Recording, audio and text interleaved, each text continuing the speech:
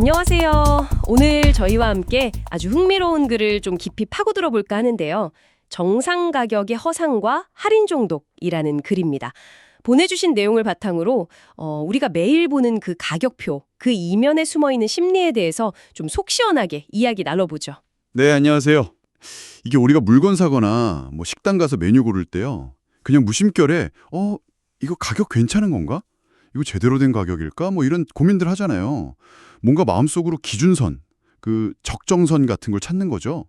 이 글이 바로 그 지점을 아주 날카롭게 파고들어요. 그렇죠. 이게 너무 당연하게 생각했던 거, 뭐 정상 가격이다, 아니면 뭐 정가다 하는 그런 것들이요. 사실은 우리 소비 심리를 되게 미묘하게 움직이고 있다는 거잖아요. 왜 우리는 이 보이지 않는 기준선에 이렇게 집착하게 되는 걸까요? 네, 그래서 오늘 저희가 이 정상 가격이라는 거, 이게 어쩌면 거의 신화 같기도 한데요. 이 관념이랑 또 할인율에 대한 우리의 어떤 집착, 이런 걸 좀 같이 해보려고 합니다. 그리고 가격표가 정말로 우리한테 전달해야 할 메시지는 뭔지, 그 본질적인 의미도 한번 찾아보는 시간을 갖겠습니다. 좋습니다. 그럼 바로 한번 시작해 볼까요? 그래서 제일 먼저 문제 삼는 게 그 정상 가격이라는 개념이잖아요. 사실 저도 늘 궁금했어요. 예를 들면 커피 한 잔, 이거 정상 가격이 대체 얼마일까요? 요즘 보면 1,500원짜리 진짜 싼 커피도 있고 뭐 5,000원은 그냥 넘는 스페셜티 커피도 흔하잖아요. 중에 뭐가 정상이냐는 거예요. 김밥으로 가볼까요? 2,500원짜리 기본 김밥이 만약에 정상이라면요. 그 안에 막 최고급 재료 넣은 15,000원짜리 프리미엄 김밥은 그럼 그건 비정상인 건가? 이렇게 되는 거죠. 아, 듣고 보니까 정상이라는 말 자체가 되게 애매하네요. 기준이 없으니까요. 핵심은 이거예요. 시장에는 처음부터 정상 가격이라는 어떤 통일된 기준 이런 건 없다는 거죠. 가격이라는 건 본질적으로 그 상품이나 서비스가 제공하는 가치 있잖아요. 거기에 따라서 매겨지는 것뿐이라는 거예요. 아까 글의 예시처럼 1,500원짜리 커피는 빨리 카페인 충전하고 효율성 이런 가치를 파는 거고 5,000원짜리 커피는 뭐 독특한 원두의 맛과 향 그리고 그 공간에서의 경험 뭐 이런 전혀 다른 가치를 제공하는 거죠. 아, 그러니까 가치가 다르면 가격이 다른 건 당연한 거고 각자 자기 영역 안에서는 그 가격이 아주 정상적일 수 있다. 이런 말씀이시군요. 그렇습니다. 근데 문제는 우리가 이 정상 가격이라는 틀 안에 스스로를 가두는 그 순간에 시작되는 거예요. 소비자는 마음속에 있는 그 가상의 정상선보다 비싸면 이거 혹시 바가지 아니야? 이렇게 의심하고 반대로 너무 싸면 이거 뭐 품질 문제 있는 거 아닌가? 이렇게 불안해하죠. 네네. 저도 모르게 약간 그런 생각했던 것 같아요. 근데 이게 소비자뿐만 아니라 오히려 그 경영하시는 분들한테 더 큰 족쇄가 된다. 이 지적이 되게 흥미롭더라고요. 네, 맞아요. 그 점이 이 글에서 특히 강조하는 부분입니다. 예를 들어서 더 좋은 재료 쓰고 뭐 직원분들 월급도 더 잘 주고 더 쾌적한 환경 만들려고 가격을 좀 현실적으로 올려야 할 때가 있잖아요. 그럴 때 많은 경영자들이 주저하게 된다는 거예요. 왜죠? 이거 비정상적인 가격 아니냐? 양심 없는 가격 아니냐? 이런 어떤 사회적인 비난, 이걸 두려워하기 때문이라는 거죠. 아, 그냥 단순히 비싸다는 불만 정도가 아니고 아예 비정상이다 이런 낙인이 찍힐까 봐 그래서 혁신적인 시도 자체를 망설이게 된다 이거군요. 그렇죠. 더 나은 가치를 제공하고 거기에 합당한 가격을 받으려는 시도 자체가 그냥 위축되는 거예요. 이런 분위기가 계속되면 결국 모든 가게나 식당이 다 비슷비슷한 수준에 머무르게 되는, 그래서는 이걸 하향 평준화라고 표현했는데 그렇게 이어질 수 있다는 경고입니다. 혁신의 가능성을 그냥 스스로 막아버리는 셈이죠. 정상 가격이라는 그 애매한 기준이 오히려 발전을 막는 장애물이 될 수 있다. 상당히 날카로운 지적이네요. 자, 그러면 이 정상 가격보다 좀 더 직접적으로 우리 심리를 파고든다는 그 정가랑 할인율 이야기로 넘어가 볼까요? 이건 뭐 일상에서 너무 자주 보는 거라 더 재밌을 것 같은데요? 네, 맞아요. 정가 또는 뭐 권장 소비자 가격, 이건 훨씬 더 노골적인 심리적인 장치로 쓰이죠. 제품에 딱 붙어있는 이 가격표가 우리 머릿속에 아주 강력한 기준점, 그래서는 이걸 앵커, 즉 닷이라고 표현했는데 이걸 심어놓는 거예요. 닷을 내린다. 그게 어떤 식으로 작동하는 걸까요? 비유가 재밌는데요? 일단 정가라는 아주 묵직한 닻이 딱 내려져야만 그 다음에 할인율이라는 미끼가 아주 강력한 효과를 발휘할 수 있거든요. 글에 나온 동네 피자 가게 사례를 보면 좀 더 이해가 쉬울 거예요. 메뉴판에는 정가 4,000원 이렇게 적혀 있는데 1년 365일 방문 포장 시 40% 할인 이 문구가 딱 붙어서 28,000원에 팔리고 있어요. 자, 그럼 이 피자의 진짜 가격은 얼마일까요? 글쎄요. 맨날 28,000원에 팔면 그게 진짜 가격 아닌가요? 4만 원은 사실상 뭐 의미 없는 숫자 같기도 하고요. 정확합니다. 4만 원은 사실 한 번도 제대로 적용된 적이 없는 유령 가격, 팬텀 프라이스 일둔일 수 있다는 거죠. 그런데도 우리는 왜? 와, 40% 할인. 이 말에 이렇게 솔깃할까요? 이 명백해 보이는 전략에 왜 계속 반응하는 걸까요?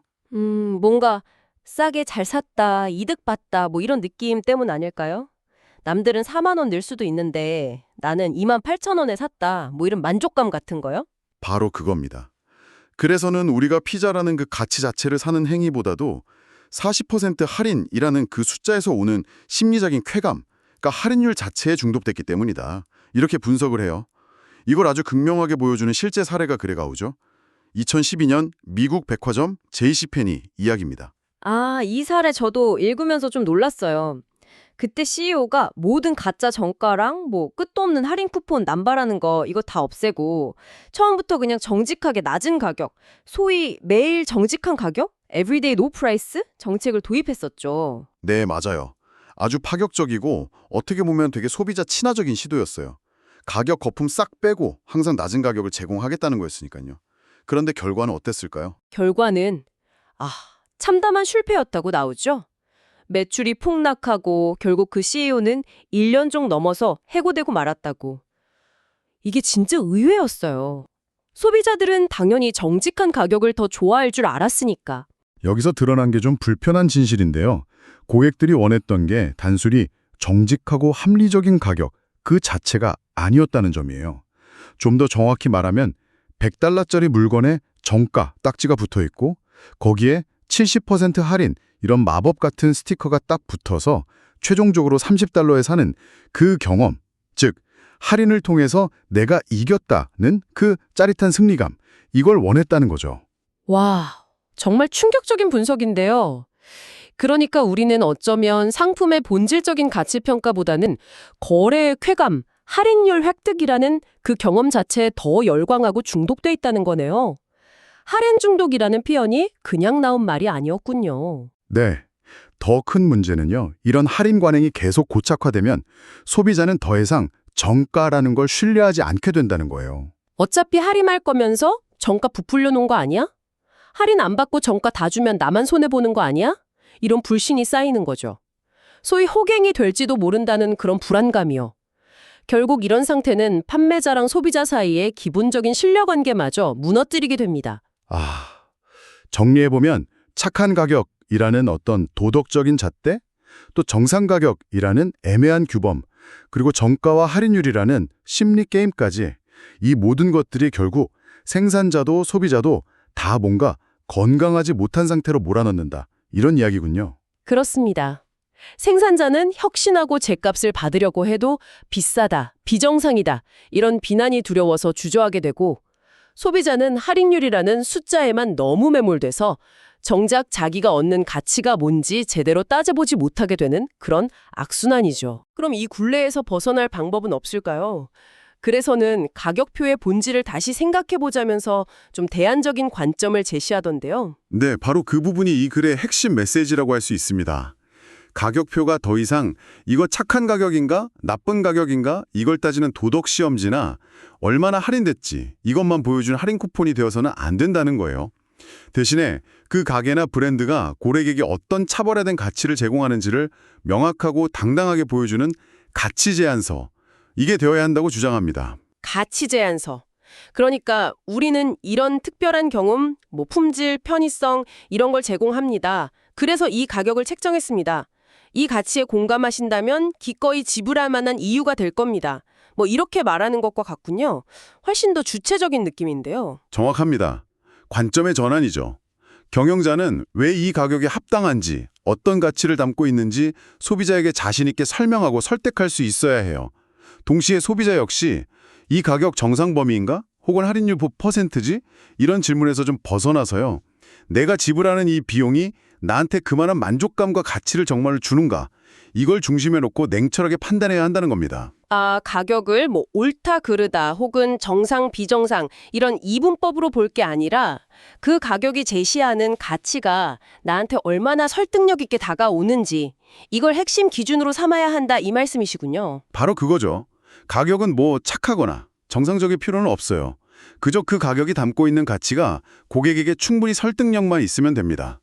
내가 지불한 돈이 아깝지 않다고 느낄 수만 있다면 그게 뭐 1,500원짜리 커피든 15,000원짜리 김밥이든 모두 소비자에게는 올바른 가격이다.